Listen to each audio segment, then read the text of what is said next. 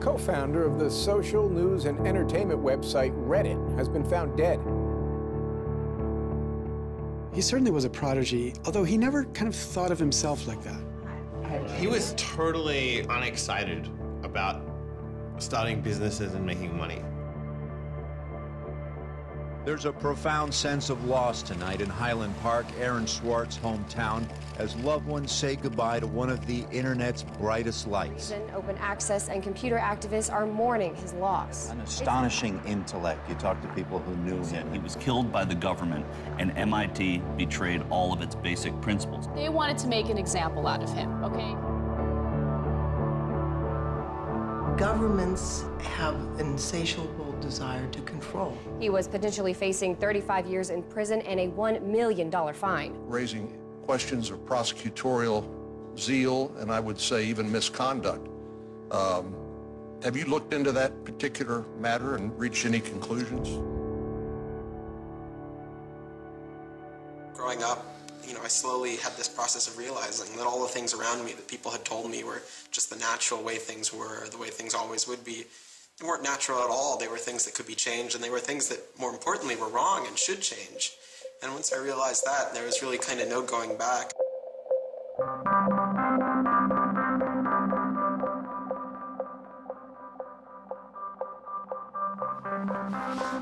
Welcome to Story Reading Time.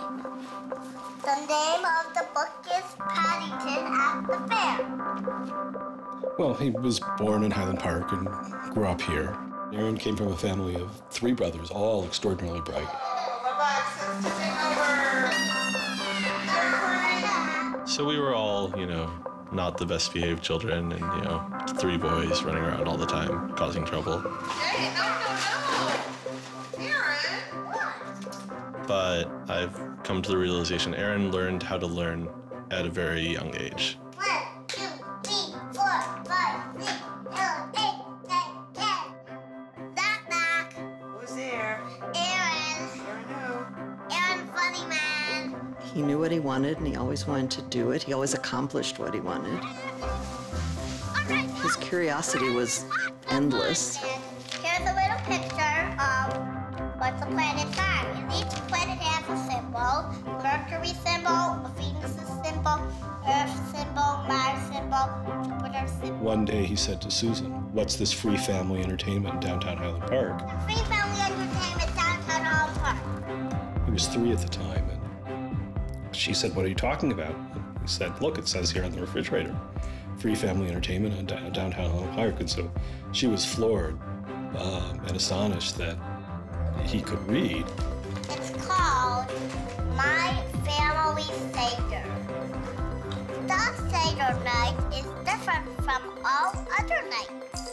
I remember once we were at the University of Chicago Library. I pulled a book off the shelf that was from like 1900 and showed him and said, "This is really just an extraordinary place." We all were curious children, but Aaron really liked learning and really liked teaching. And today we're going to learn the ABCs backwards. Z-Y-X-W-V-U-T. I remember he came home from his first algebra class, and he was like, "Noah, let me teach you algebra." And I'm like, "What is algebra?" And he was always like that. Now you press the click button. There, now it's got that. Now it's in pink. When he was about 2 or 3 years old, and Bob introduced him to computers, and he just took off like crazy on them. Go fast at 102 ABC. We all had computers, but Aaron really took to them, really took to the internet. Working at the computer? Mommy, why is nothing working? He started programming from a really young age. I remember the first program that I wrote with him was in BASIC, and it was a Star Wars trivia game. He sat down with me in the basement where the computer was for hours programming this game. The problem that I kept having with him is there was nothing that I wanted done. And to him, there was always something to do, always something that programming could solve. The way Aaron always saw it is that programming is magic, right? You can accomplish these things that normal humans can't. Aaron made an ATM using like a Macintosh and like a cardboard box. One year for Halloween, I didn't know what I wanted to be, and he thought it'd be really, really cool if I dressed up like his new favorite computer, which at the time was the original iMac. I mean, he hated dressing up for Halloween, but he loved convincing other people to dress up as things that he wanted to see.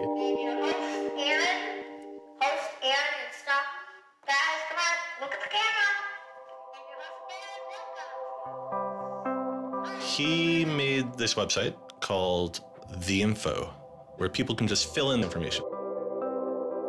Like, I'm sure someone out there knows all about gold leafing. Why don't they write about that on this website? And then other people could come at a later point and read that information and edit the information if they thought it was bad. Not too dissimilar from Wikipedia, right? And this was before Wikipedia had begun, and this was developed by a 12-year-old in his room by himself, running on, this tiny server using ancient technology. And one of the teachers responds like, "This is a terrible idea. You can't just let anyone author the encyclopedia. The whole reason we have scholars is to write these books for us. How could you ever have such a terrible idea?" Me and my other brother would be like, "Oh, yeah, Wikipedia is cool, but we had that in our house like 5 years ago." Aaron's website, theinfo.org, wins a school competition hosted by the Cambridge-based web design firm Ars Digita.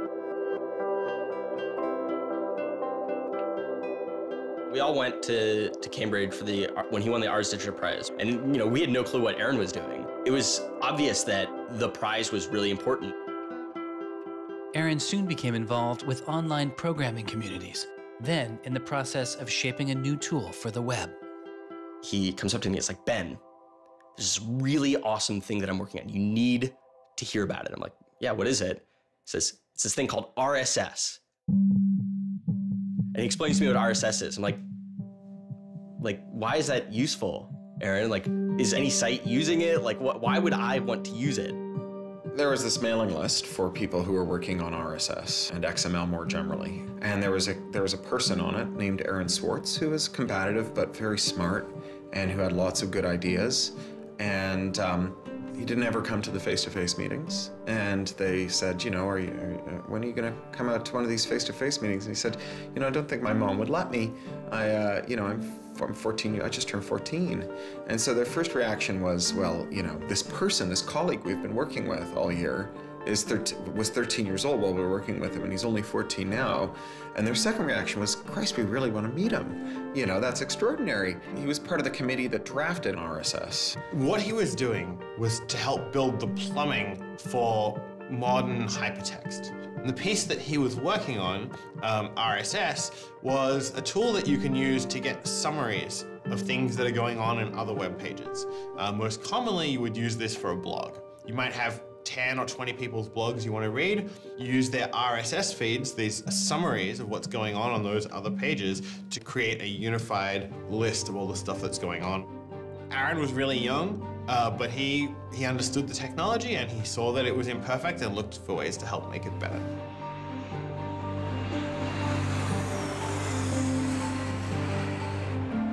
So his mom started bundling him on planes in Chicago. We'd pick him up in San Francisco. We'd introduce him to interesting people to argue with, and we'd marvel at his horrific eating habits. He only ate white food, only steamed rice and not fried rice because that wasn't sufficiently white, and white bread and so on. And you kind of marvel at the quality of the debate emerging from this, what appeared to be a small boy's mouth. And you think, this is a kid who's really going to go somewhere if he doesn't die of scurvy. Aaron, you're up. I think the difference is that now you can't make companies, like Doc was saying. You can't have companies that just, let's sell dog food over the internet, let's sell dog food over cell phones. But there's still a lot of innovation going on. I think if you don't see the innovation, maybe your head is in the sand. He takes on this alpha nerd personality where he's sort of like, I'm smarter than you, and because I'm smarter than you, I'm better than you, and I can tell you what to do. It's an extension of him being kind of like a twerp. So you aggregate all these computers together and now they're solving big problems like searching for aliens and trying to cure cancer. First met him on IRC, on Internet Relay Chat. He didn't just write code. He also sort of got people excited about solving problems. He was a connector. The free culture movement has had a lot of his energy. I think Aaron was trying to make the world work. He was trying to fix it. He had a very kind of strong personality that definitely ruffled feathers at times. It wasn't necessarily the case that he was always comfortable in the world and the world wasn't always comfortable with him. Aaron got into high school and was really just sick of school. He didn't like it. He didn't like any of the classes that were being taught. He didn't like the teachers. Aaron really knew how to get information. He was like, I don't need to go to this teacher to learn how to do geometry. I can just read the geometry book, and I don't need to go to the teacher to learn their version of American history. Like, I have 3 historical compilations here. I could just read them, and I'm not interested in that. I'm interested in the web. I was very frustrated with school. I thought, the teachers didn't know what they were talking about, and they were very domineering and controlling, and the homework was kind of a sham, and it was just all the way to pin students together and force them to do busy work.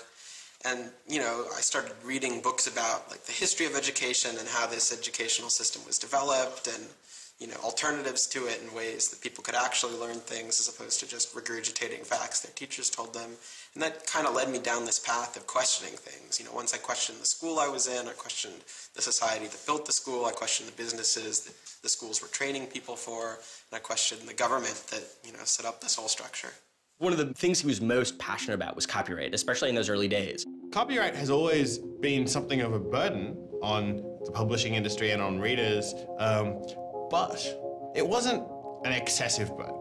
It was a reasonable institution to have in place to make sure that people got paid.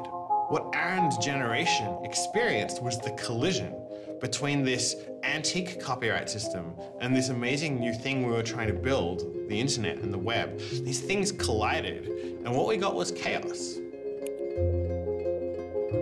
He then met Harvard law professor Lawrence Lessig, who was then challenging copyright law in the Supreme Court. A young Aaron Swartz flew to Washington to listen to the Supreme Court hearings. I am Aaron Swartz, and I'm here to listen to see the Eldred argument. Why did you fly out here from Chicago and come all this way to see the Eldred argument? That's a more difficult question. See the Eldred. Because I don't know. It's very exciting to see the Supreme Court, especially such a prestigious case as this one.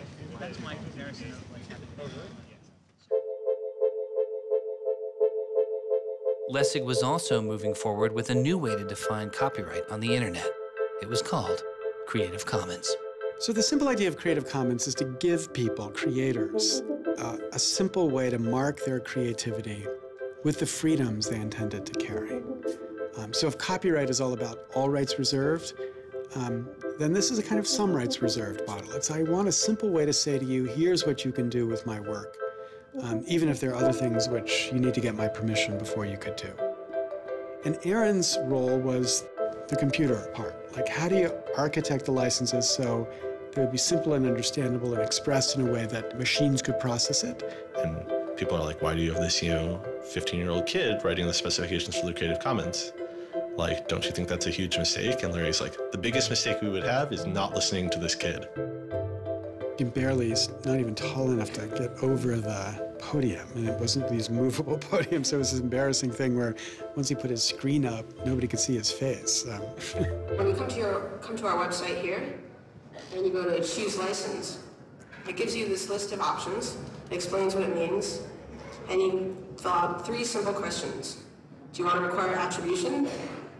Do you want to allow commercial uses of your work? Do you want to allow modifications of your work? I was floored, just completely flabbergasted that these adults regarded him as an adult. And Aaron stood up there in front of a whole audience full of people and just started talking about the platform that he'd created for Creative Commons. And they were all listening to him. I was sitting at the back thinking, he's just a kid. Why are they listening to him? But they did. Well, I don't think I comprehended it fully. Though critics have said it does little to ensure artists get paid for their work, the success of Creative Commons has been enormous.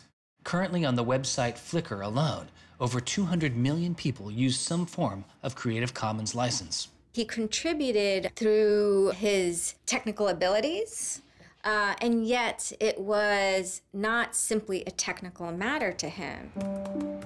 Aaron often wrote candidly in his personal blog. I think deeply about things, and I want others to do likewise.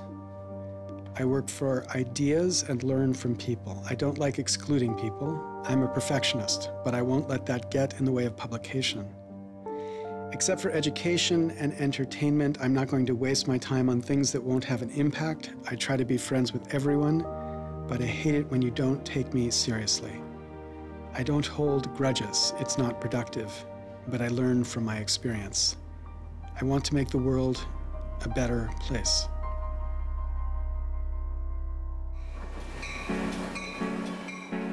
In 2004, Swartz leaves Highland Park and enrolls in Stanford University. He had had ulcerative colitis, which was very troubling, and we were concerned about him taking his medication. He got hospitalized, and he would take this cocktail of pills every day. And one of those pills was a steroid, which stunted his growth and made him feel different from many of the other students. Aaron, I think, shows up at Stanford ready to do scholarship and finds himself in effectively a babysitting program for overachieving high schoolers who, in 4 years, are meant to become, you know, captains of industry and one percenters. And like, I think it just made him bananas. In 2005, after only 1 year of college, Swartz was offered a spot at a new startup incubation firm called Y Combinator, led by Paul Graham. And he's like, hey, I have this idea for a website. And Paul Graham likes him enough and says, yeah, sure. So Aaron drops out of school, moves to this apartment. So this used to be Aaron's apartment when he moved here. I have vague memories of my father telling me how difficult it was to get a lease because Aaron had no credit and he dropped out of college. Aaron lived in what's now the living room, and some of the posters are left over from when Aaron lived here. And then the library. There are more books, but a lot of them are Aaron's. Aaron's Y Combinator site was called Infogami, a tool to build websites. But Infogami struggles to find users, and Swartz eventually merges his company with another Y Combinator project in need of help. It was a project headed by Steve Huffman and Alexis Ohanian, called Reddit. There we were, starting from almost nothing. No users, no money, no code, and growing day by day into a hugely popular website. And it showed no signs of letting up. First we had 1,000 users, then 10,000, then 20,000, and on and on. It was just incredible. Reddit becomes huge, and it's a real sort of geeky corner of the internet. There's a lot of humor, there's a lot of art, and there's just people who flock to the site and make that site the main site they go to every morning to get their news. Reddit kind of just borders on chaos at some level. So on the one hand, it's a place where people discuss news of the day, technology, politics, and issues. And yet there is a lot of kind of not safe for work material, offensive material. There's some subreddits where trolls find a welcome home. And so in that sense, Reddit has been kind of home to controversy as well. It kind of sits on that edge of chaos. Reddit catches the attention of the corporate magazine giant Condé Nast, who makes an offer to buy the company. Some large amount of money, large enough that my dad was getting bugged with questions about, like, how do I store this money? Like a lot of money. Like a lot of money. Like, probably more than $1 million, but I don't actually know. And he is how old at the time? 19, 20. So it was in this apartment. They like sat around on what predated these couches, hacking on Reddit. And when they sold Reddit, they threw a giant party and then all flew out to California the next day and left the keys with me. It was funny, you know, he just sold a startup, so we all kind of presumed he was the richest person around, but he said, oh no, I'll take this tiny little shoebox-sized room. That's all I need. Like, it was barely larger than a closet. The idea of him spending his money on fancy objects just seems so implausible. He explains it's like I like living in apartments, so I'm not going to spend a lot of money on a new place to live. I'm not going to buy a mansion. And I like wearing jeans and a t-shirt, so I'm not going to spend any more money on clothes. So like, it's, you know, really no big deal. What is a big deal to Swartz is how traffic flows on the internet and what commands our attention. In the old system of broadcasting, you were fundamentally limited by the amount of space in the airwaves. You know, you could only send out 10 channels over the airwaves of television, right? Or even with cable, you had 500 channels. On the internet, everybody can have a channel. Everyone can get a blog or a MySpace page. Everyone has a way of expressing themselves. And so what you see now is not a question of who gets access to the airwaves. It's a question of who gets control over the ways you find people. You know, you start seeing power centralizing in sites like Google, these sort of gatekeepers that tell you where on the internet you want to go, the people who provide you your sources of news and information. So it's not, you know, only certain people have a license to speak. Now everyone has a license to speak. It's a question of who gets heard. After he started working in San Francisco at Condé Nast, he comes into the office and they want to give him a computer with all this crap installed on it and say that he can't install any new things on his computer, which to a developer is outrageous, right? From the first day, he was complaining about all this stuff. Gray walls, gray desks, gray noise. The first day I showed up here, I simply couldn't take it. By lunchtime, I had literally locked myself in a bathroom stall and started crying. I can't imagine staying sane with someone buzzing in my ear all day, let alone getting any actual work done. Nobody else seems to get work done here either. Everybody's always coming into our room to hang out and chat or invite us to play the new video game system that Wired is testing. He really had different aspirations that were politically oriented. And Silicon Valley just doesn't really quite have that culture that orients technical activity for the purposes of political goals. Aaron hated working for a corporation. They all hate working for Condé Nast, but Aaron is like the only one who's not going to take it. And Aaron basically gets himself fired by not showing up to work ever. It was said to be a messy breakup. Both Alexis Ohanian and Steve Huffman declined to be interviewed for this film. He rejected the business world.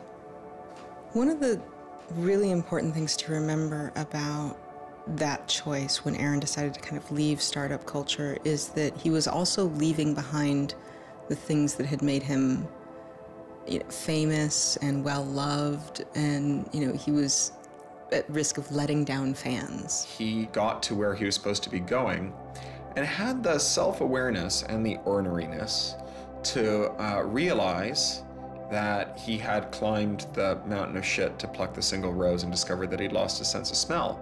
And rather than sit there and insist that it wasn't as bad as it seemed, and he did get the rose in any event, he climbed back down again, which is pretty cool. The way Aaron always saw it is that programming is magic, right? You can accomplish these things that normal humans can't by being able to program. So if you had magical powers, would you use them for good or to make you mountains of cash? Swartz was inspired by one of the visionaries he had met as a child, the man who had invented the World Wide Web, Tim Berners-Lee. In the 1990s, Berners-Lee was arguably sitting on one of the most lucrative inventions of the 20th century. But instead of profiting from the invention of the World Wide Web, he gave it away for free. It is the only reason the World Wide Web exists today. Aaron is certainly deeply influenced by Tim. Tim is certainly a very prominent early internet genius who doesn't in any sense cash out. He's not at all interested in how he's going to figure out how to make $1 billion. People would have seen, there's money to be made there. So there would have been lots of little webs instead of one big one. And one little web, and lots of little webs doesn't work because you can't follow links from one to the other. You know, you had to have the critical mass for this thing was the entire planet.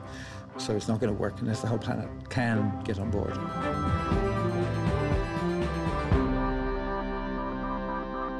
I mean, I feel very strongly that it's not enough to just live in the world as it is, to just kind of take what you're given and, follow the things that adults told you to do and that, your parents told you to do and that society tells you to do.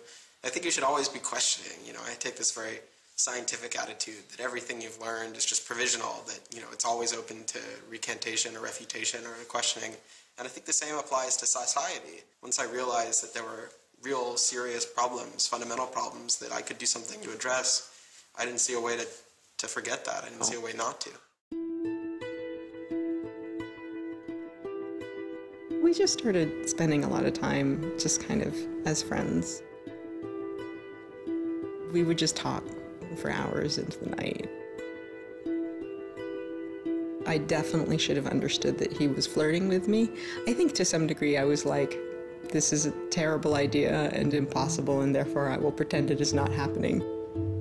As my marriage was breaking down and I was really stuck without anywhere to go, we became roommates and brought my daughter over. We moved in and furnished a house, and it was really peaceful. Like, my life had not been peaceful for a while, and really neither had his.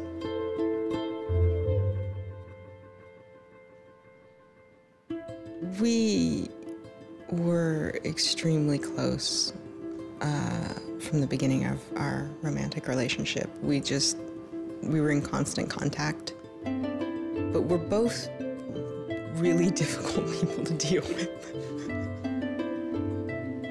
In a very Ally McBeal discussion, he confessed he had a theme song, and I made him play it for me. It was Extraordinary Machine by Fiona Apple. I think it was just that sense of kind of being a little bit embattled that the song has. And it also had like this hopefulness to it. By foot it's a slow climb, but I'm good at being uncomfortable, so I can't stop changing all the time. Because in many ways, Aaron was tremendously optimistic about life.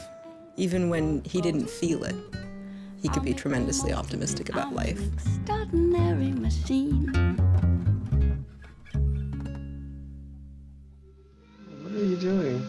Flickr has video now. Swartz threw his energy into a string of new projects involving access to public information, including an accountability website called watchdog.net and a project called the Open Library. So the Open Library project is a website that you can visit at openlibrary.org. And the idea is to be a huge wiki, an editable website with one page per book. So for every book ever published, we want to have a web page about it that combines all the information from publishers, from booksellers, from libraries, from readers onto one site, and then gives you links where you can buy it, you can borrow it, or you can browse it.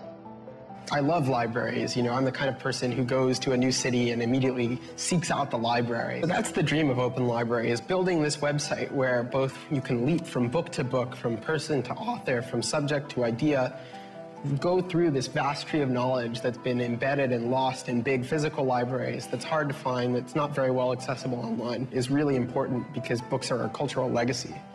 You know, books are the place people go to write things down, and to have all that swallowed up by one corporation is kind of scary. How can you bring public access to the public domain? It may sound obvious that you'd have public access to the public domain, but in fact, it's not true. So the public domain should be free to all, but it's often locked up. There's often, you know, guard cages. It's like having a national park, but with a moat around it and gun turrets pointed out in case somebody might want to actually come and enjoy the public domain.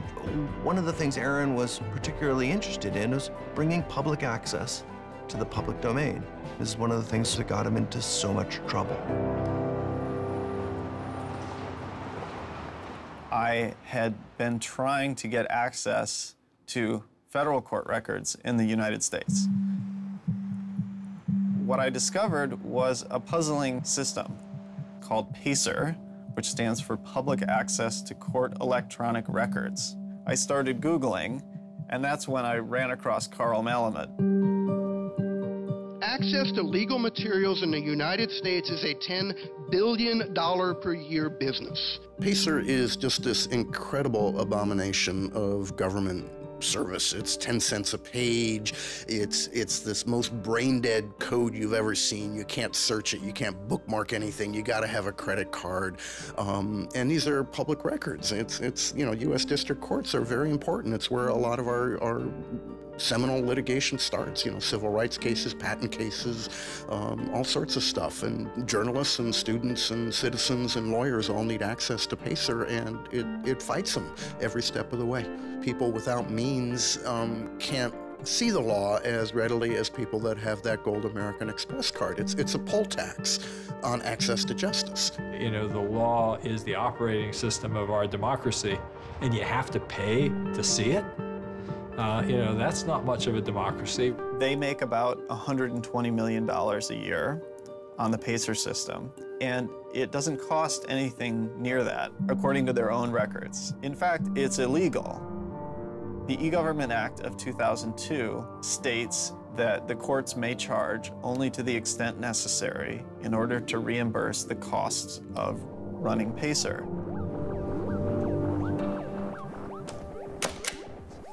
As the founder of public.resource.org, Malamud wanted to protest the PACER charges.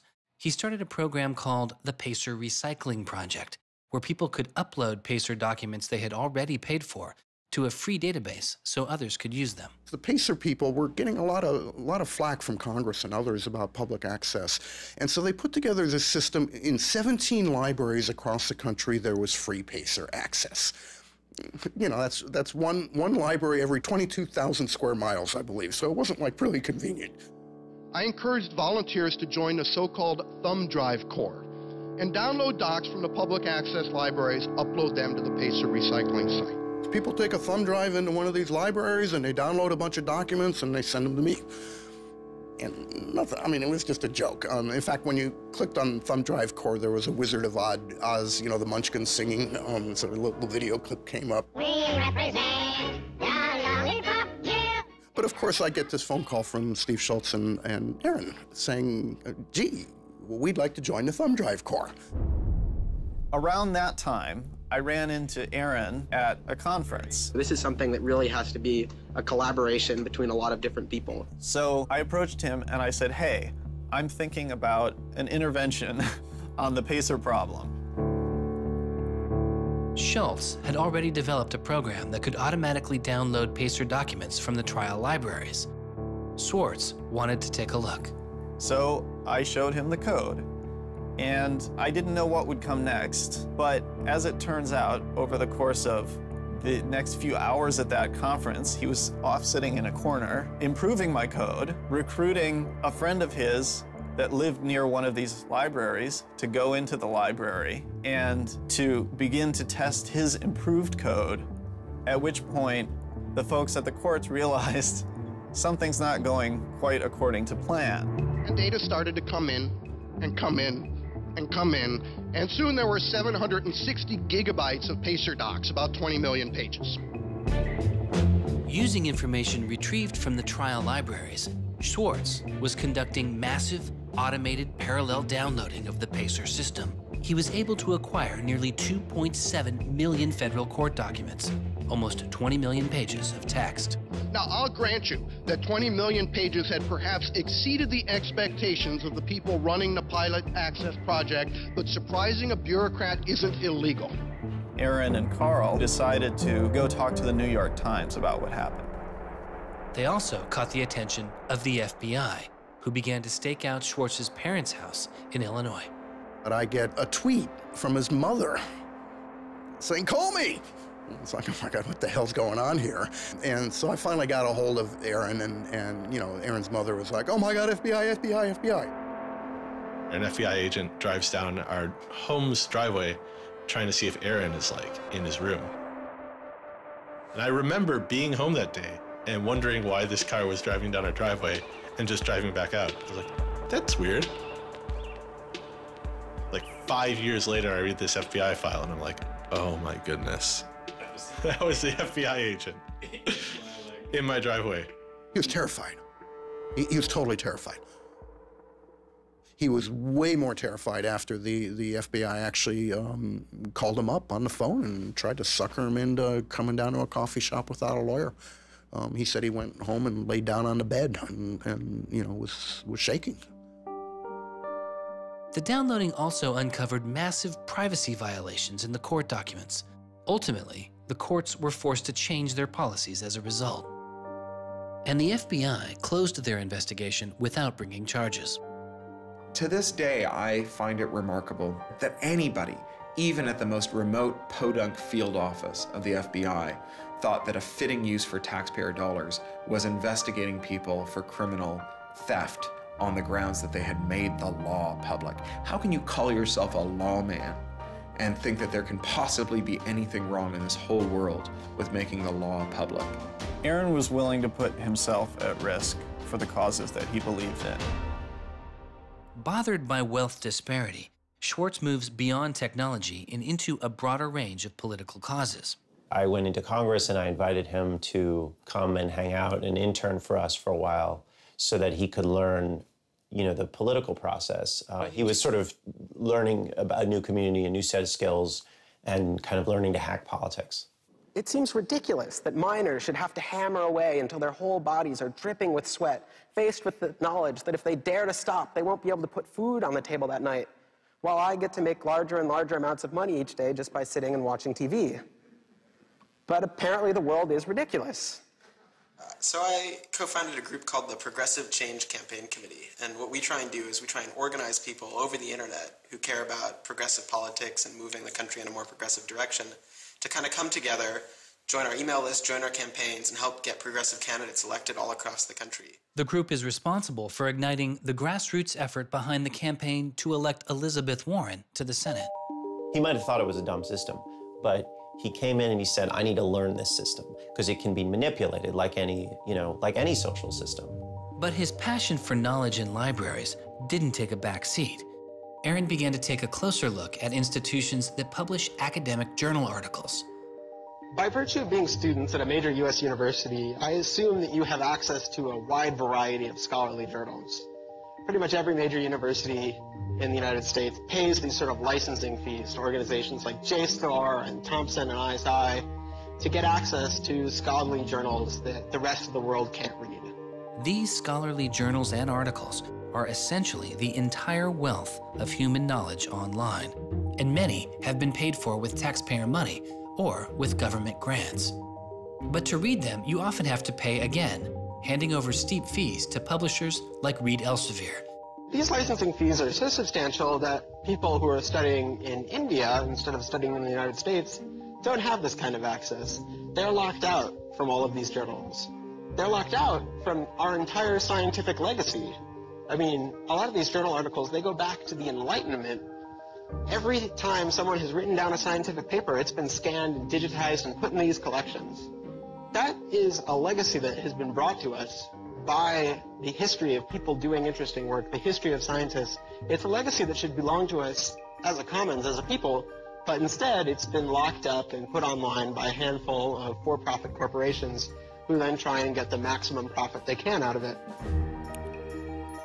So a researcher paid by the university or the people publishes a paper, and in the very, very last step of that process, after all the work is done, after all the original research is done, the thinking, the lab work, the analysis, after everything is done at that last stage, then the researcher has to hand over his or her copyright to this multi-billion-dollar company. And it's sick. It's an entire economy built on volunteer labor. And then the publishers sit at the very top and scrape off the cream. Talk about a scam. One publisher in Britain made a profit of $3 billion last year. I mean, what a racket. JSTOR is just a very, very small player in that story, but for some reason, JSTOR is the player that Aaron decided to confront. He'd gone to some conference around open access and open publishing, and I don't know who the person from JSTOR was, but I think at some point Aaron asked the question, like, how much would it cost to open up JSTOR in perpetuity? And they gave some, I think it was $200 million, something that Aaron thought was totally ridiculous. Working on a fellowship at Harvard, he knew users on MIT's famously open and fast network Nextdoor had authorized access to the riches of JSTOR. Swartz saw an opportunity. You have a key to those gates. And with a little bit of shell script magic, you can get those journal articles. On September 24th, 2010, Swartz registered a newly purchased Acer laptop on the MIT network under the name Gary Host. The client name was registered as Ghost Laptop. He doesn't hack JSTOR in the traditional sense of hacking. The JSTOR database was organized, so it was completely trivial to figure out how you could download all the articles in JSTOR because it was basically numbered. It was basically, / number article 444,024, then 25, then 26. He read a Python script called keepgrabbing.py, which was like keep grabbing one article after another. The next day, Ghost Laptop begins grabbing articles, but soon the computer's IP address is blocked. For Swartz, it's barely a bump in the road. He quickly reassigns his computer's IP address and keeps downloading. Well, JSTOR and MIT take a number of steps to try to interfere with this when they notice that this is happening. And when the more modest steps don't work, then at a certain stage, JSTOR just cuts off MIT from having access to the JSTOR database. So there's this kind of cat and mouse game around getting access to the JSTOR database. Aaron ultimately, obviously, is the cat because he has more technical capability than the JSTOR database people do in defending them. And eventually, there was an unlocked supply closet in the basement of one of the buildings. And he went, instead of going through Wi-Fi, he went down there and he just plugged his computer directly into the network and just left it there with an external hard drive downloading these articles to the computer. Unknown to Swartz, his laptop and hard drive had been found by authorities. They didn't stop the downloads. Instead, they installed a surveillance camera. They found the computer in this room in the basement of an MIT building. They could have unplugged it. They could have waited for the guy to come back and said, dude, what are you doing? You know, cut it out. Who are you? And they could have done all that kind of stuff, but they didn't. What they wanted to do was film it to gather evidence to make a case. That's the only reason you film something like that.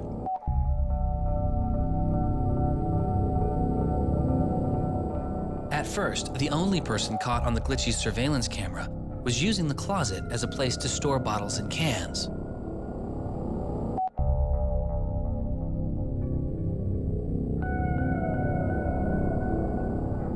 But days later, it caught Swartz.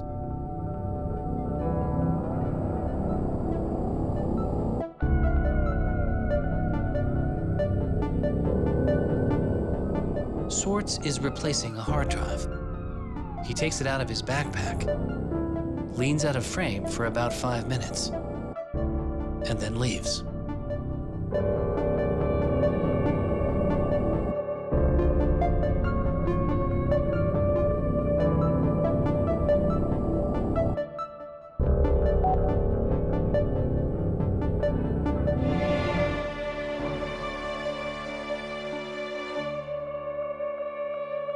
And then they organized a stakeout where as he was biking home from MIT, these cops came out from either side of the road or something like that and started going after him.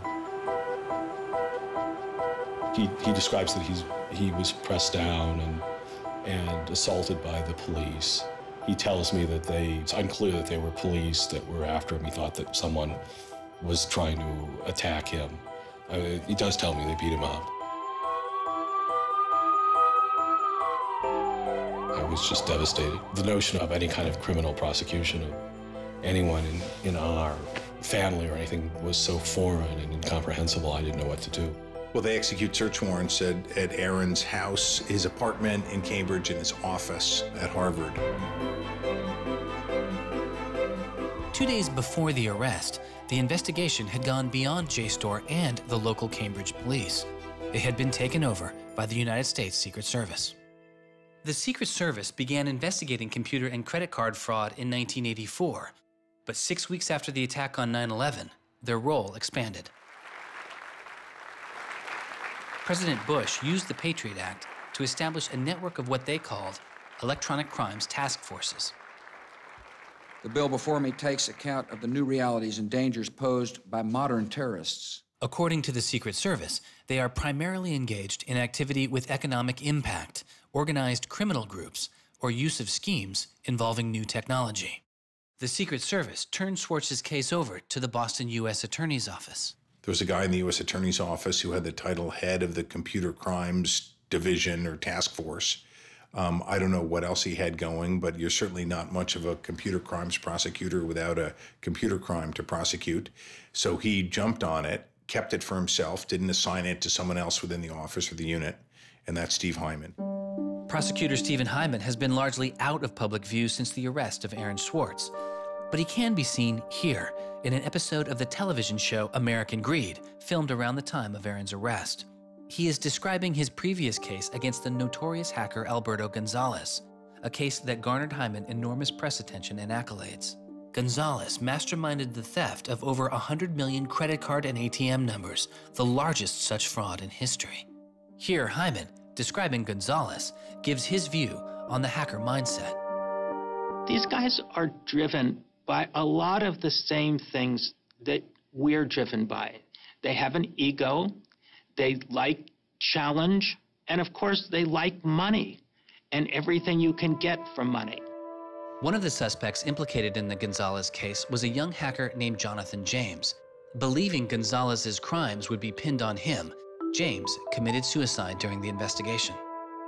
In an early press release describing the government's position in the case of Aaron Swartz, Hyman's boss, U.S. Attorney for the District of Massachusetts Carmen Ortiz, said this: "Stealing is stealing, whether you use a computer command or a crowbar, and whether you take documents, data, or dollars." It's not true. It's obviously not true.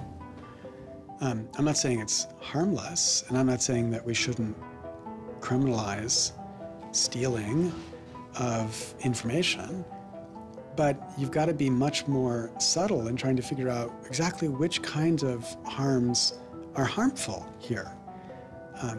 So the thing about a crowbar is every time I break into a place with a crowbar, I do damage. There's no doubt about it. But when Aaron writes a script that says download, download, download 100 times in a second, there's no obvious damage to anybody. If he does that for the purpose of gathering an archive to do academic research on it, there is never any damage to anybody. He wasn't stealing, he wasn't selling what he got or giving it away. He was making a point, as far as I could tell. The arrest took its toll on Swartz. He just wouldn't talk about it. And he's like very stressed. If you thought like the FBI was like going to come to your doorstep any day, anytime you went down the hall, even to do your laundry, and they would break into your apartment because you left the door unlocked, like, I'd be pretty stressed. And it was clear. And so Aaron was always sort of like in like a dour mood.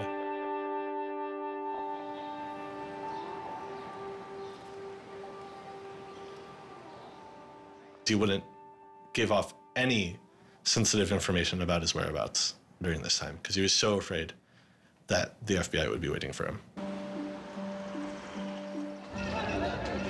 It was a time of unprecedented social and political activism. Time magazine would later name as their 2011 Person of the Year, the protester.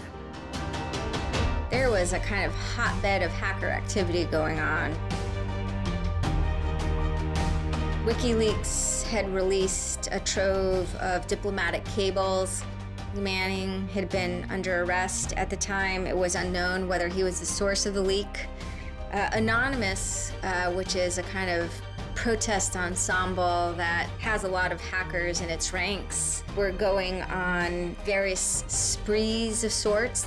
If you compare that to what he did, his stuff should have been left behind for MIT and JSTOR to deal with in a kind of private, professional manner. It should have never gotten the attention of the criminal system. It just didn't belong there.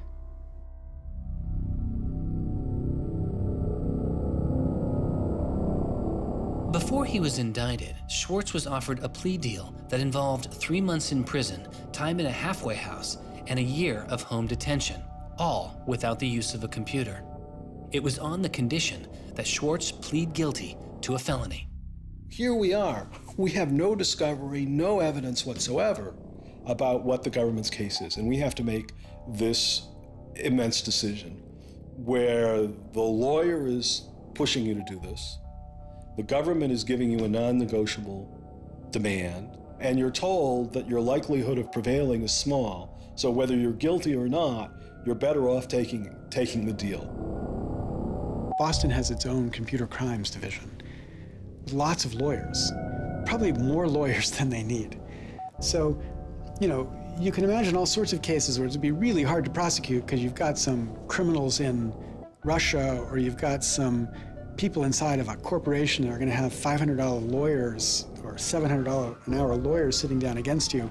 And then you've got this case with this kid, which is pretty easy to prove that he did something, and he's already marked himself as a troublemaker with the FBI, so why not go as tough as you can in here against that guy? It's good for you, the prosecutor. It's good for the Republic because you're fighting all those terrorist types. I was so scared. I was so scared of having my computer seized. I was so scared of going to jail because of my computer being seized. I had confidential material from sources from my previous work on my laptop. And that is above all my priority, is to keep my sources safe. I was so scared of what was going to happen to Ada. Aaron told me that they'd offered him a deal, and he finally just said that he would take it if I told him to. And I came real close to saying take it. He had developed like serious political aspirations in the intervening time between when, you know, that moment when he ended that entrepreneurial startup life and begun this new life that had come to this political activism. And he just didn't believe that he could continue in his life with a felony. You know, he said to me one day, we were walking by the White House, and he said to me, they don't let felons work there.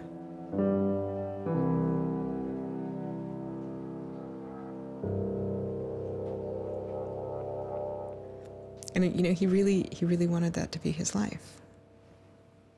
He hadn't killed anybody. He hadn't hurt anybody. He hadn't, like, stolen money. He hadn't done anything that seemed felony worthy, right? And there is this idea that, like, there's no reason that he should be labeled a felon and taken away his right to vote in many states for doing what he did. Like, that's just outrageous. Like, it makes sense for him to be, you know, maybe fined a bunch of money or, you know, asked not to come back to MIT again. But, like, to be a felon, to face jail time. Swartz turned down the plea deal. Hyman redoubled his efforts. Hyman continued to press us at all levels. Even with the physical evidence seized from Aaron's Acer computer, hard drive, and USB drive, the prosecutors needed evidence of his motives. Why was Aaron Swartz downloading articles from JSTOR, and just what did he plan to do with them? The government claims that he was planning to publish these. We don't really know whether that was his real intention, because Aaron also had a history of doing projects where he'd analyze giant data sets of articles in order to learn interesting things about them. The best evidence for that was that when he was at Stanford, he also downloaded the whole Westlaw legal database.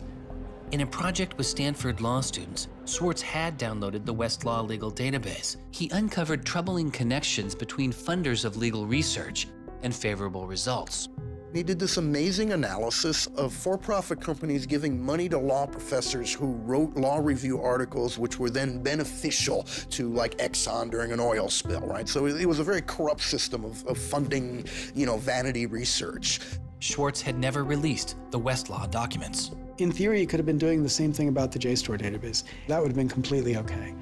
If he were, on the other hand, intending to create a competitive service to JSTOR, like we're going to set up our own, you know, access to the Harvard Law Review and charge, you know, money for it, then, you know, okay, now it seems like criminal violation because you're commercially trying to exploit this material, but it's kind of crazy to imagine that's what he was doing. So, but then there's the middle case. Well, what if he was just trying to liberate it for all of the developing world?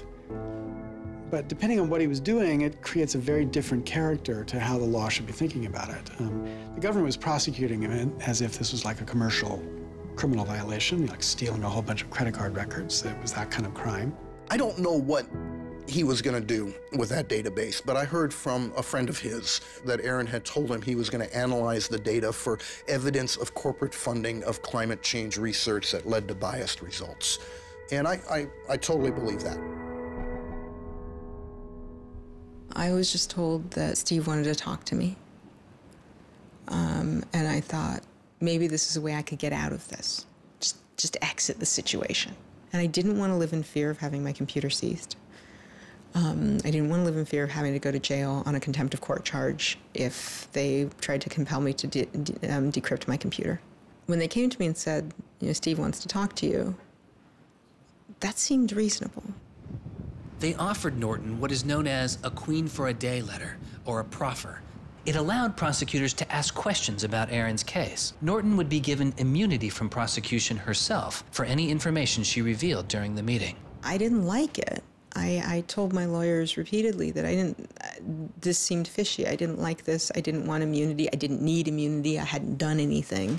But they were really, really stringent that they did not want me meeting the prosecutor without immunity. But just to be clear, this is a Queen for a Day deal, a proffer. Right, a proffer letter. In which you basically handed information over to them in exchange for protection from prosecution. So it wasn't handing information over. It was, at least that's not how I saw it. It was just having a discussion, having an interview with them. Well, they're asking you questions. They're asking me questions. They can ask about whatever they want. Right. And whatever they learn, I really, right, and I repeatedly tried to go in naked. I repeatedly tried to turn down the proffer letter. I was ill. I was being pressured by my lawyers. I was confused. I was not doing well by this point. I was depressed and I was scared and I didn't understand the situation I was in. I had no idea why I was in this situation. I hadn't done anything interesting, much less wrong. We went out of our minds. Aaron was clearly very distraught about it. We were very distraught about it. Aaron's attorneys were very distraught about it. We tried to get Quinn to change attorneys. I was very unused to being in a room with large men, well-armed, that are continually telling me I'm lying and that I must have done something. I told them that this thing that they were prosecuting wasn't a crime. I told them that they were on the wrong side of history. I used that phrase. I said, you're on the wrong side of history. And they looked bored. They didn't even look angry. They just looked bored. And it began to occur to me that we weren't having the same conversation. I mean, I told them plenty of things about, you know, why people would download journal articles, and eventually, I don't remember what was around it. I mentioned that he'd done this blog post, the Guerrilla Open Access Manifesto. This is the Guerrilla Open Access Manifesto, supposedly written in July 2008 in Italy. Information is power. But like all power, there are those who want to keep it for themselves. The world's entire scientific and cultural heritage, published over centuries in books and journals, is increasingly being digitized and locked up by a handful of private corporations.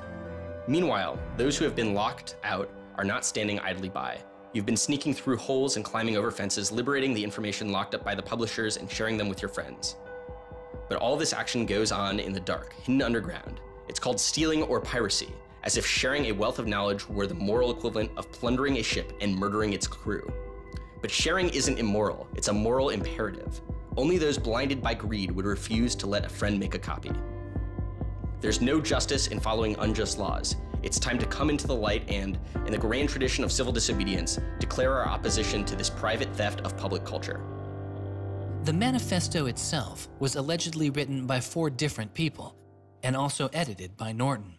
But it was Swartz who had signed his name to it.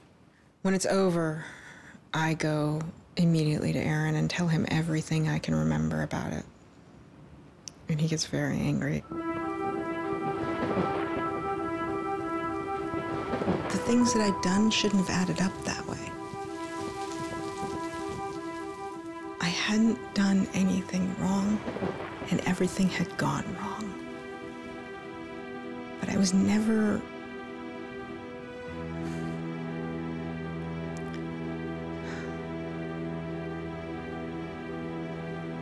I'm still angry. I'm still angry that you can try your best with these people to do the right thing, and they will turn everything against you, and they will hurt you with anything they can. And in that moment, I regret that I said what I did. But my much larger regret is that we have settled for this, that we are okay with this, that we are okay with a justice system that tries to game people into little traps so they can ruin their lives. So yeah, I wish I hadn't said that, but I am much, much angrier that this is where I am. That this is what we as a people think is okay. They used every method that I think they could think of to get her to provide information which would be unhelpful to Aaron and helpful to the prosecution of Aaron.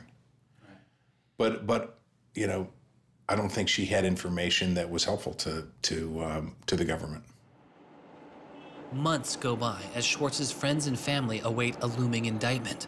In the meantime, Swartz was becoming a go-to expert on a series of internet issues. To you then, do you think that the internet is something that should be considered a human right and something that the government cannot take away from you?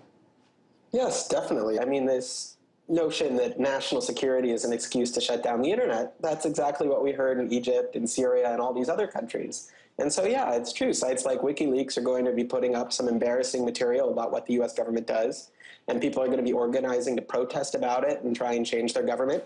You know, and that's a good thing. That's what all these First Amendment rights of free expression, of freedom of association are all about. And so the notion that we should try and shut those down, I think, just goes against very basic American principles. The principle, I think, is one that our founding fathers would have understood. If the internet had been around back then, instead of putting post offices in the Constitution, they would have put ISPs.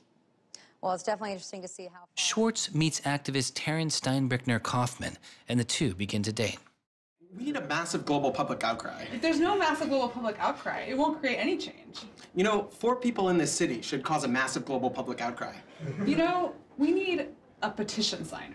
Without telling her specifics, he warned her he was involved in something he called simply the bad thing. And I had sort of crazy theories, like that he was having an affair with Elizabeth Warren or something. I speculated both Hillary Clinton and Elizabeth Warren, actually, but so sometime in probably late July, Aaron called me, and I happened to pick up, and he said, you know, the bad thing might be in the news tomorrow. Do you want me to tell you, or do you want to read about it in the news? And I said, well, I want you to tell me. And he said, well, I've been arrested for downloading too many academic journal articles, and they want to make an example out of me. And I was like, that's it? That's the big fuss? Really? Like, it just doesn't sound like a very big deal. On July 14th, 2011, federal prosecutors indict Swartz on 4 felony counts. He gets indicted on the same day that like 2 people in England who are part of LulzSec get arrested, and like a few other real hackers. And Aaron is just like someone who kind of looks like a hacker, enough that they can like, you know, put his head on a stake and like put it on the gates. Aaron went to surrender, and they arrested him. They then strip searched him, took away his shoelaces, took away his belt, and left him in solitary confinement. The District of Massachusetts United States Attorney's Office released a statement saying Swartz faces up to 35 years in prison, to be followed by 3 years of supervised release, restitution, forfeiture, and a fine of up to $1 million. He is released on $100,000 bail. The same day, the primary victim in the case, JSTOR, formally drops all charges against Swartz and declines to pursue the case. JSTOR, they weren't our friends, they weren't helpful or friendly to us, but they also were just kind of like, we're not part of this. JSTOR and their parent company, Ithaca, also sidestepped requests to talk with this film. But at the time, they released a statement saying it was the government's decision whether to prosecute, not JSTOR's. And so it's our belief that with that, the case will be over. That we should be able to get Steve Hyman to drop the case or settle it in some rational way. And the government refused. Why? Well, because I think they wanted to make an example out of Aaron. And they said they wanted, the reason why they wouldn't move on requiring a felony conviction and jail time was that they wanted to use this case as a case of for deterrence. They told us that. They told you that? Yes. This was going to be an example? Yes. He was going to be an example? Yes. Steve Hyman said that.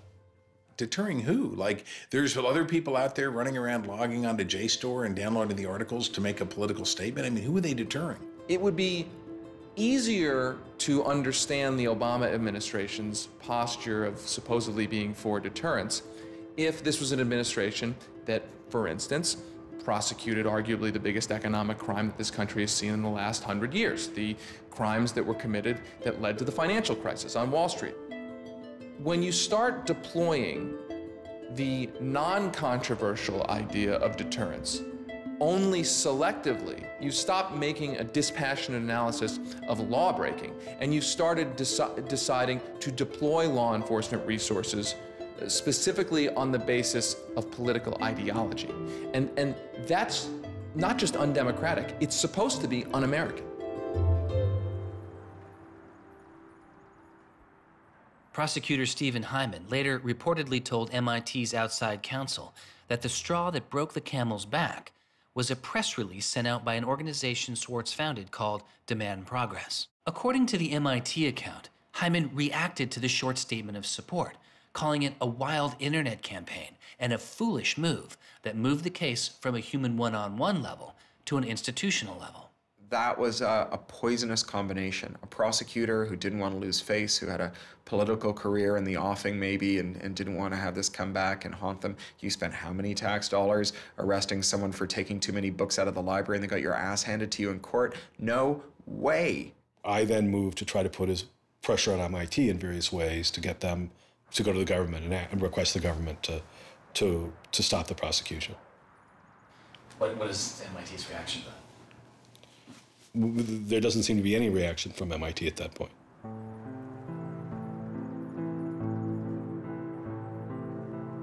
MIT doesn't defend Aaron, which to people inside of the MIT community seems outrageous because MIT is a place that encourages hacking in the biggest sense of the word. At MIT, the idea of going and running around on roofs and tunnels that you weren't allowed to be in was not only a rite of passage, it was part of the MIT tour. And lockpicking was a winter course at MIT. They had the moral authority to stop it in its tracks. MIT never stood up and took a position of saying to the feds, don't do this. We don't want you to do this. You're overreacting. This is too strong, that I'm aware of. They acted kind of like any corporation would. They helped the government. They didn't help us unless they felt they had to, and they never tried to stop it.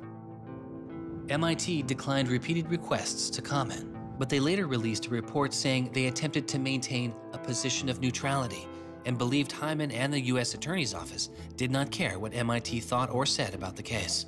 MIT's behavior seemed really at odds with the MIT ethos, right?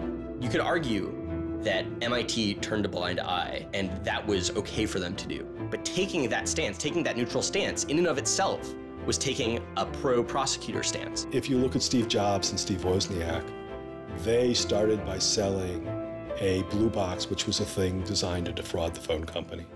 If you look at Bill Gates and Paul Allen, they initially started their business by using computer time at Harvard, which was pretty clearly against the rules. The difference between Aaron and the people I just mentioned is that Aaron wanted to make the world a better place. He didn't just want to make money. Swartz continues to be outspoken on a variety of internet issues. You know, the reason the internet works is because of the competitive marketplace of ideas. And what we need to be focusing on is getting more information about our government, more accessibility, more discussion, more debate. But instead, it seems like what Congress is focused on is shutting things down. Aaron thought he could change the world just by explaining the world very clearly to people. Flame can literally control your computer and make it spy on you. Welcome, Aaron. Good to have you back on the show here. You know, just like spies used to in olden days, put microphones and tap what people were saying. Now they're using computers to do the same things. Swartz's political activity continues, his attention turning to a bill moving through Congress designed to curb online piracy. It was called SOPA. Activists like Peter Eckersley saw it as an enormous overreach, threatening the technical integrity of the internet itself. And one of the first things I did was to call Aaron. I said, can we do a big online campaign against this? This isn't a bill about copyright. It's not? No, he said. It's a bill about the freedom to connect. Now I was listening. And he thought about it for a while and then said yes. And he went and founded Demand Progress. Demand Progress is an online activism organization. We've got around 1.5 million members now, but started in the fall of 2010. Aaron was one of the most prominent people in a community of people who helped lead organizing around social justice issues at the federal level in this country. SOPA was the bill that was intended to curtail online piracy of music and movies, but what it did was basically take a sledgehammer to a problem that needed a scalpel.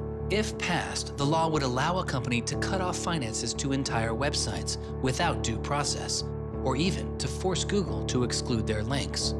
All they needed was a single claim of copyright infringement. It pitted the titans of traditional media against a new and now far more sophisticated remix culture. It makes everyone who runs a website into a policeman. And if they don't do their job of making sure nobody on their site uses it for anything that's even potentially illegal, the entire site can get shut down without even so much as a trial. This was over the top. I mean, this was a catastrophe.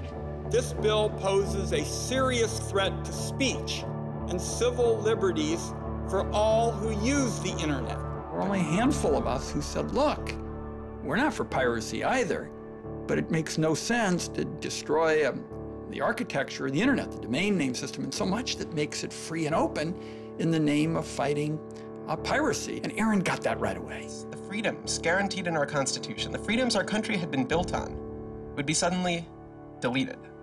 New technology, instead of bringing us greater freedom, would have snuffed out fundamental rights we'd always taken for granted. And I realized that day, talking to Peter, that I couldn't let that happen. When SOPA was introduced in October 2011, it was considered inevitable. Our strategy when it first came out was to hopefully slow the bill down, maybe weaken it a little bit, but even we didn't think that we would be able to stop this bill. Having worked in Washington, what you learn is that typically in Washington, the legislative fights are fights between different sets of corporate moneyed interests. They're all duking it out to pass legislation. And the fights that are the closest are when you have one set of corporate interests against another set of corporate interests, and they're financially equally matched in terms of campaign contributions and lobbying. Those are the closest ones. The ones that aren't even fights, typically, are ones where all the money is on one side, all the corporations are on one side, and it's just millions of people on the other side. I haven't seen anything like PIPA and SOPA in all my time in public service. There were more than 40 United States senators on that bill as co-sponsors. So there were already a long, long way to getting the 60 votes to have it clear all the procedural hoops. Even I began to doubt myself. It was a rough period. Swartz and Demand Progress were able to marshal enormous support, using traditional outreach combined with commonly used voice-over IP to make it very easy for people to call Congress. I've never met anybody else who was able to operate at his level, both on the technological side and on the campaign strategy side. Millions of people contacted Congress and signed anti-SOPA petitions. Congress was caught off guard. There was just something about watching those clueless members of Congress debate the bill, watching them insist they could regulate the internet and a bunch of nerds couldn't possibly stop them. I am not a nerd. I'm just not enough of a nerd. Maybe we ought to ask some nerds what this thing really does. Let's have a hearing, bring in the nerds. Really? Nerds? You know, I think actually the word you're looking for is experts. To enlighten you so your laws don't backfire, break the internet. We use the term geek, but we're allowed to use that because we are geeks. The fact that it got as far as it did without them talking to any technical experts reflects the fact that there is a problem in this town. I'm looking for somebody to come before this body and testify in a hearing and say, this is why they're wrong. There used to be an office that provided science and technology advice, and members could go to them and say, help me understand XYZ. And Gingrich killed it. He said it was a waste of money. Ever since then, Congress has plunged into the dark ages. I don't think anybody really thought that SOPA could be beaten, including Aaron. I think it was worth trying, but it didn't seem winnable. And I remember maybe a few months later, I remember him just turning to me and being like, I think we might win this. And I was like, that would be amazing. Calls to Congress continue. When the domain hosting site GoDaddy becomes a supporter of the bill, tens of thousands of users transferred their domain names in protest. Within a week, a humbled GoDaddy reverses their position on SOPA. When the Congress people that supported the record and movie industries realized that there was this backlash, they kind of scaled the bill back a little bit. You could see the curve happening. You could see that that our arguments were starting to resonate. It was like Aaron had been like striking a match and it was being blown out. Striking another one was being blown out. And finally he'd like managed to catch enough kindling that the flame actually caught, and then it turned into this roaring blaze. On January 16th, 2012, the White House issued a statement saying they didn't support the bill. And then this happened. I'm a big believer that we should be dealing with issues of piracy and we should deal with them in a serious way, but this bill is not the right bill. When Jimmy Wales put his support towards blacking out Wikipedia, the #5 most popular website in the world. This is a website that's on several % of all of the clicks on anywhere on the internet. Wikipedia went black, Reddit went black, Craigslist went black, phone lines on Capitol Hill flat out melted. Members of Congress started rushing to issue statements retracting their support for the bill that they were promoting just a couple days ago. Within 24 hours, the number of opponents of SOPA in Congress went from this to this. To see congressmen and senators slowly flip sides throughout the day of the blackout was pretty unbelievable. There was like a 100 representative swing. And that was when, as hard as it was for me to believe, after all this, we had won. The thing that everyone said was impossible, that some of the biggest companies in the world had written off as kind of a pipe dream, had happened. We did it. We won. This is a historic week in internet politics, maybe American politics. The thing that we heard from people in Washington, D.C., from staffers on Capitol Hill was they received more emails and more phone calls on SOPA blackout day than they'd ever received about anything. I think that was an extremely exciting moment. This was the moment when the internet had grown up politically. It was exhilarating because it's hard to believe it actually happened. It's hard to believe a bill with so much financial power behind it didn't simply sail through the Congress. And not only did it not sail through, it didn't pass at all. It's easy sometimes to feel like you're powerless, like when you come out in the streets and you march and you yell and nobody hears you. But I'm here to tell you today, you are powerful. So yeah, maybe sometimes you feel like you're not being listened to, but I'm here to tell you that you are. You are being listened to. You are making a difference. You can stop this bill if you don't stop fighting. Stop PIPA! Stop SOPA! Some of the biggest internet companies, to put it frankly, would benefit from a world in which their little competitors could get censored. We can't let that happen. For him, it was more important to be sure that you made a small change than to play a small part in a big change. But SOPA was like playing a major part in a major change. And so for him, it was kind of this proof of concept, like, okay, what I want to do with my life is change the world. I think about it in this really scientific way of like, I'm measuring my impact. And this shows that it's possible, right? That the thing that I want to do with my life is possible. I have proved that I can do it, that I, Aaron Swartz, can change the world. For a guy who never really thought he had done much, which was Aaron. It was one of the few moments where you could really see that he felt like he had done something good. Feeling like here is his maybe one and only victory lap. Everyone said there was no way we could stop SOPA. We stopped it. This is 3 outrageously good victories, and the year isn't even over yet. I mean, if there's a time to be positive, it's now. You know, he wins at SOPA a year after he's arrested. It's not unambiguously happy moments. There's a lot going on. He's so attuned towards participating in the political process, you can't stop him. The list of organizations Swartz founded or co-founded is enormous. And years before Edward Snowden would expose widespread internet surveillance, Swartz was already concerned. It is shocking to think that the accountability is so lax that they don't even have sort of basic statistics about how big the spying program is. And if the answer is, oh, we're spying on so many people we can't possibly even count them, then that's an awful lot of people, right? It would be one thing if they said, look, you know, we know the number of telephones we're spying on, we don't know exactly how many real people that corresponds to, but they just came back and said, we can't give you a number at all.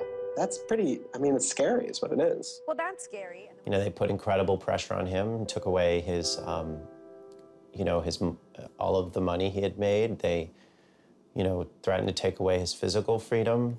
Why'd they do it, you know? I mean, well, why are they going after whistleblowers, you know? Why are they going after people who tell the truth about all sorts of things? I mean, from the banks to the, you know, to war, to just sort of government transparency. So secrecy serves those who are already in power. And we are living in an era of secrecy that coincides with an era where the government is doing also a lot of things that are probably illegal and unconstitutional. So those two things are not coincidences. It's very clear that this technology has been developed not for small countries overseas, but right here for use in the United States by the U.S. government. The problem with the spying program is it's this sort of long, slow expansion, you know, going back to the Nixon administration, right? Obviously, it became big after 9/11 under George W. Bush, and Obama has continued to expand it, and the problems have slowly grown worse and worse. But there's never been this moment you can point to, say, okay, we need to galvanize opposition today because today is when it matters. Instead, it's mattered for. The prosecution, in my estimation, of Aaron Swartz was about sending a particular laser-like message to a group of people that the Obama administration sees as politically threatening. And that is essentially the hacker, the information, and the democracy activist community. And the message that the Obama administration wanted to send to that particular community was, in my estimation, we know you have the ability to make trouble for the establishment. And so we are going to try to make an example out of Aaron Swartz to scare as many of you as possible into not making that trouble. And the government said, oh, the legal opinions we're using to legalize the spying program are also classified. So we can't even tell you which laws we're using to spy on you. You know, every time they can say, oh, this is another instance of cyber war, the cyber criminals are attacking us again, we're all in danger, we're all under threat. They use those as excuses to push through more and more dangerous laws. And so just to follow that up, like personally, how do you feel the fight is going, I guess? It's up to you. I know, but we gotta like, you know. You know, there's sort of these two polarizing perspectives, right? Everything is great. The internet has created all this freedom and liberty and everything's going to be fantastic. Or everything is terrible. The internet has created all these tools for cracking down and spying and, you know, controlling what we say. And I think both are true, right? The internet has done both. And both are kind of amazing and astonishing. And which one will win out in the long run is up to us. It doesn't make sense to say, oh, one is doing better than the other. You know, they're both true. And it's up to us which ones we emphasize and which ones we take advantage of, because they're both there and they're both always going to be there.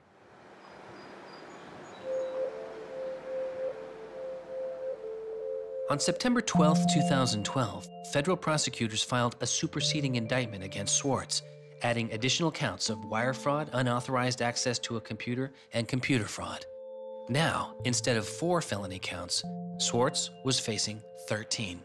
The prosecution's leverage had dramatically increased, as did Swartz's potential jail time and fines.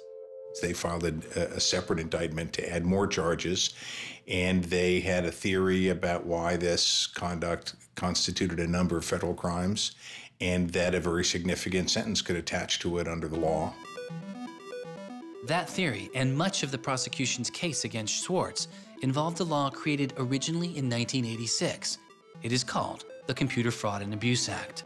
The Computer Fraud and Abuse Act was inspired by the movie War Games with Matthew Broderick, which is a great movie. I have you now.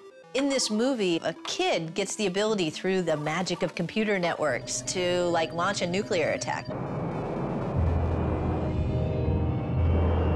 That's not actually possible, and it certainly wasn't possible in the 80s, but apparently this movie scared Congress enough to pass the original Computer Fraud and Abuse Act. This is a law that's just behind the times. For example, that penalizes terms of service kinds of arrangements. You can have something like eHarmony or Match.com, and somebody sort of inflates their own personal characteristics, and all of a sudden, depending on the jurisdiction and the prosecutors, they could be in a whole host of troubles.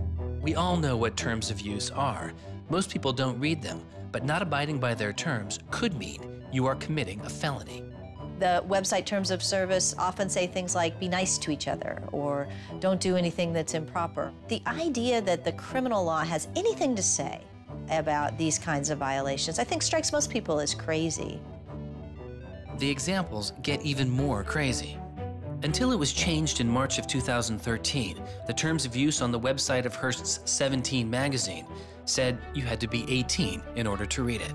I would say that the way the CFA has been interpreted by the Justice Department, we are probably all breaking the law. Vague and prone to misuse, the CFAA has become a one-size-fits-all hammer for a wide range of computer-related disputes. Though not the only factor in his case, 11 of the 13 charges against Swartz involved the Computer Fraud and Abuse Act. The question why hangs over much of the story of Aaron Swartz. Just what was motivating the government, and what would their case have been? The Department of Justice declined requests for answers, but Professor Oren Kerr is a former prosecutor who has studied the case. So I think I come about this case from a different direction than other people on a number of reasons. I was a federal prosecutor at the Justice Department for 3 years before I started teaching. The government came forward with an indictment based on what crimes they thought were committed, just as a purely lawyers matter, looking at the precedents, looking at the statute, looking at the history, looking at the cases that are out there so far. I think it was a fair indictment based on that. You can debate whether they should have charged this case. There's just a lot of disagreement. Some people are on the open access side, some people are not. I think the government took Swartz's guerrilla open access manifesto very seriously. And I think they saw him as somebody who was committed as a moral imperative to breaking the law to overcome a law that Swartz saw as unjust. And in a democracy, if you think a law is unjust, there are ways of changing that law. There's going to Congress, as Swartz did so masterfully with SOPA. Or you can violate that law in a way to try to nullify that law. And I think what was driving the prosecution was the sense that Swartz was committed not just to breaking the law, but to really making sure that law was nullified, that everyone would have access to the database in a way that you couldn't put the toothpaste back into the tube. It would be done, and Swartz's side would win. There's a big disagreement in society as to whether that is an unjust law, and ultimately that's a decision for the American people to make, working through Congress.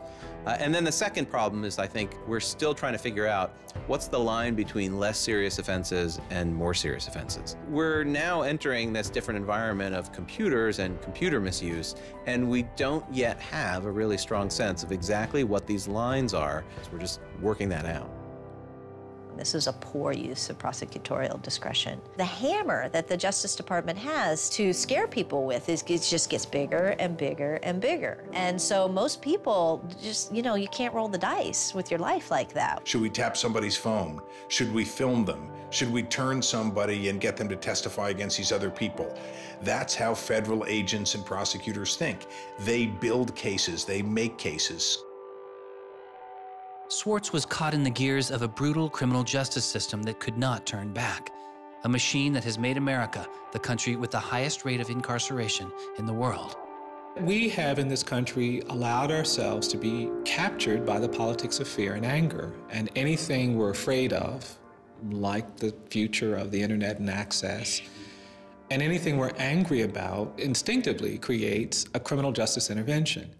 And we've used jail, prison, and punishment to resolve a whole host of problems that historically were never seen as criminal justice problems. The impulse to threaten, indict, prosecute, which is part of what has created this debate and controversy over online access and information on the internet, is very consistent with what we've seen in other areas. The one difference is that the people who are usually targeted and victimized by these kinds of criminal and carceral responses are typically poor and minority. Swartz's isolation from friends and family increased. He had basically stopped working on anything else, and the case was, in fact, like taking over sort of his whole life.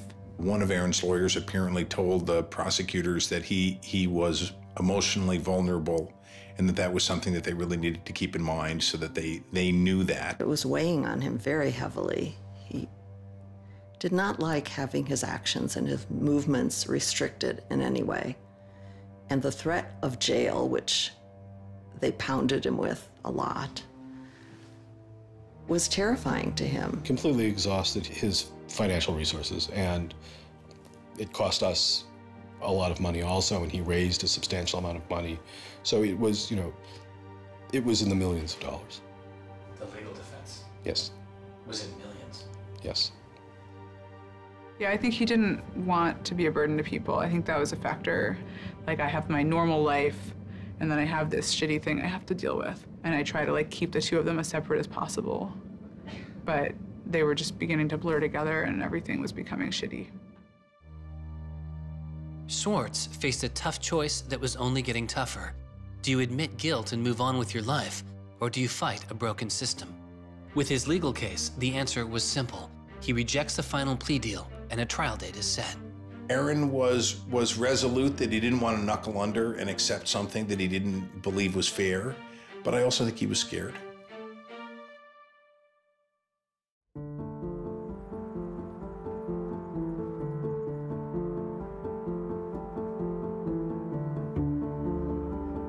I don't think they would have convicted Aaron. I think we would have walked him out of that courthouse, and I would have given him a big hug, and we would have walked across that little river in Boston and gone and had a couple of beers. I really thought that we were right. I thought that we were going to win the case. I thought that we could win the case. He didn't talk about it very much, but you could see the enormous pain that he was going through.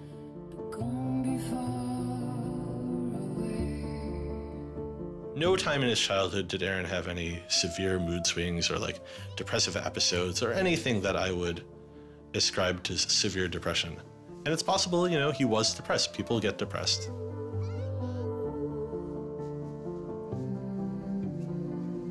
Very early in our relationship, 3 or 4 weeks in or something, I remember him saying to me that I was a lot stronger than he was. He was brittle in a lot of ways. Things were a lot harder for him than for a lot of people. It was part of his brilliance, too. I think he probably had something like clinical depression in his early 20s. I don't think he did when I was with him. He wasn't a joyful person, but that's different from being depressed.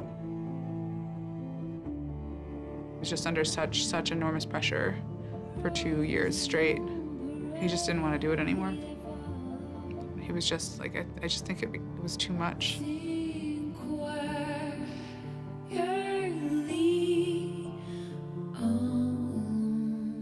I got a phone call late at night. I could tell something was wrong, and then I called and I realized what had happened. A co-founder of the social news and entertainment website Reddit has been found dead. Police say 26-year-old Aaron Swartz killed himself yesterday in his Brooklyn apartment. I just thought, we've lost one of the most creative minds of our generation. It was like the whole world fell apart at that moment.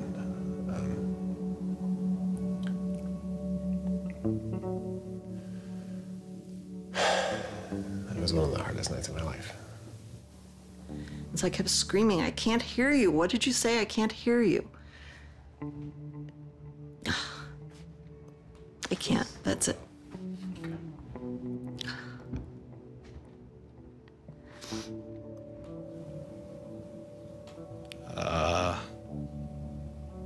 Like, yeah, none of it made any sense. And really still doesn't. I was so frustrated, angry.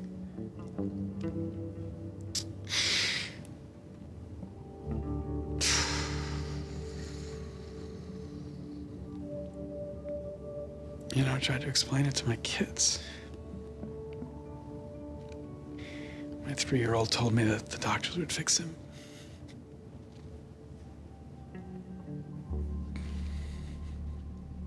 I've known lots of people who've died, but I've never lost anybody like this. Because everybody feels, and I do too, there's so much we could have more to do. Like, I just didn't know he was there. I didn't know this was what he was suffering, and he was part of me. And I just wanted it to not be real. And then I just looked at his Wikipedia page and I saw the end date.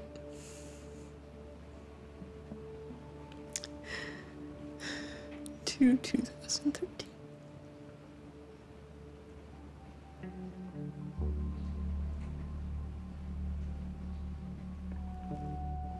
Aaron is dead. Wanderers in this crazy world, we have lost a mentor, a wise elder. Hackers for right, we're one down. We've lost one of our own.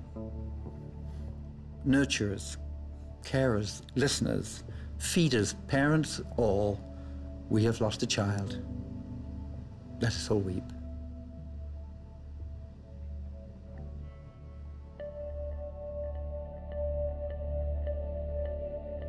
my first thought was, well, what if nobody even notices? Because it wasn't clear to me how salient he was. I had never seen anything quite like the outpouring I saw. The net just lit up.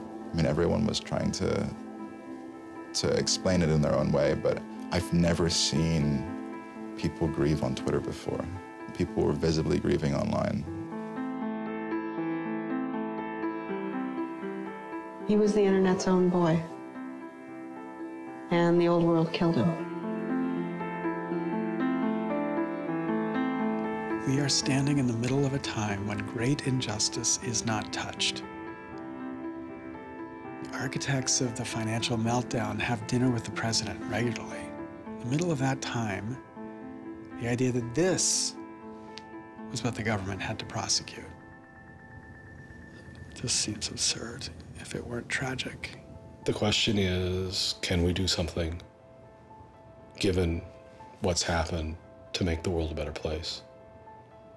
And how can we further that legacy? That's the only question one can ask. All over the world, there were starting to be hackathons and gatherings. Aaron Swartz has, in some sense, brought the best out of us in trying to say, how do we fix this? He was, in my humble opinion, one of the true extraordinary revolutionaries that this country has produced. I don't know whether Aaron was defeated or victorious, but we are certainly shaped by the hand of the things that he wrestled with.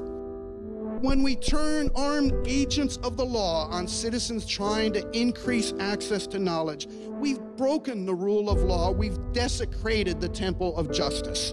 Aaron Swartz was not a criminal. Change does not roll in on the wheels of inevitability, it comes through continuous struggle. Aaron really could do magic. And I'm dedicated to making sure that his magic doesn't end with his death. He believed that he could change the world, and he was right. Out of the last week and out of today, phoenixes are already rising. Since Schwartz's death, Representative Zoe Lofgren, and Senator Ron Wyden have introduced legislation that would reform the Computer Fraud and Abuse Act, the outdated law that formed the majority of the charges against Swartz. It's called Aaron's Law. Aaron believed that, like, you literally ought to be asking yourself all of the time, what is the most important thing I could be working on in the world right now? And if you're not working on that, why aren't you? This is what democracy looks like. We are the people. Internet freedom is under attack. What do we do? Stand up like that. Internet freedom is under attack. What do we do? Hey, hey, go home. Minorities have got to go. Hey, hey, go home. I wish we could change the past, but we cannot. But we can change the future, and we must. We must do so for Aaron. We must do so for ourselves. We must do so to make our world a better place, a more humane place, a place where justice works and access to knowledge becomes a human right. So there was a kid back in February from Baltimore, 14 years old, who had access to JSTOR. And he'd been spelunking through JSTOR after reading something. And he figured out a way to do early tests for pancreatic cancer. And pancreatic cancer kills the shit out of you because we detect it way too late. By the time we detect it, it's already too late to do anything about it. He sent emails off to the entire oncology department at Johns Hopkins, you know, hundreds of them. And every 14-year-old kid, yeah, and most of them ignored it, right? But one of them like sent him an email back and said, this is not an entirely stupid idea, why don't you come on over? And this kid worked evenings and weekends with this researcher. And in February, I heard him on the news, just a couple of weeks after Aaron died, when Aaron was in the news a lot. Sorry. And he said the reason he was on the news is because they'd done it. They were shipping an early test for pancreatic cancer that was going to save lives. And he said, this is why what Aaron did was so important. Because you never know, right? This truth of the universe is not only something that policymakers use to figure out, you know, what the speed limit should be. It's where the thing that's going to keep, you know, your kid from dying of pancreatic cancer comes from. And without access, the person who might come up with the thing that's got your number on it may never find that answer.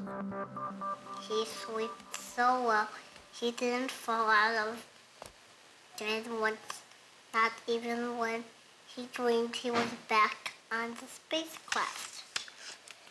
Very good, Aaron. Very good. Yay, Aaron. Okay. Now it's song time.